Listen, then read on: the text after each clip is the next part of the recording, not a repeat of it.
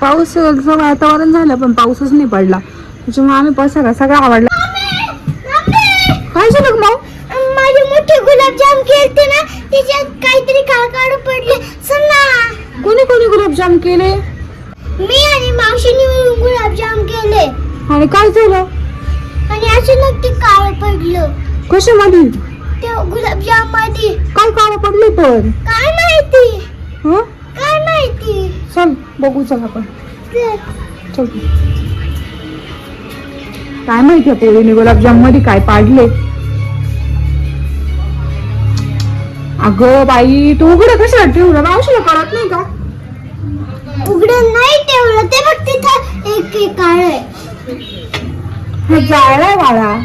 जळले? हा, कोणी जाळला? काय माहिती? आणि हे सगळे काळे पडले. अगं, ही लाईटीचे किडे पडले असेल पावसाचे. आता तुम्ही लाईटी चालू ठेवल्या आणि त्याचे किडे पावसाचे पडत नाही का त्याच्यामध्ये? काहीतरी किडा पडला वाटतं. काळे किडे असं, आणि ते पिघळून नाही का ते अशा कलर मध्ये फैलून गेले असं, त्याच्यामुळे काळा झाला असं. पण तुला समजत नाही का उघडं कशाला ठेवायचं? मी उघडं नव्हतं ठेवलं, हे असं ठेवलं आणि वाटतं तो किडा खूप ताकदवर आहे असं. अशी ती प्लेट ढकलून त्याच्यात घुसून डबल हे झाकून घेतलं. आता गं बाई, आता काय करायचं? आता काय करायचं? आता फेकून द्यायचं. आता काय करणार त्याला? नाही, थोडेच काय पडले मग तेच फेकून द्यायचे. नको, आता आपण सगळे फेकून देऊ, मग डबल उद्या करू.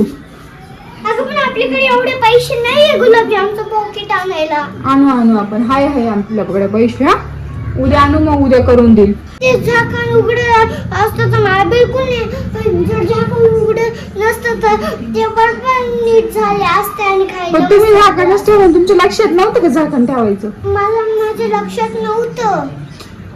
आता मला पाहिजे. चालेल, आपण उद्या बनवू. हा ना बघ. अच्छा ठीक आहे. बाळ कुठे?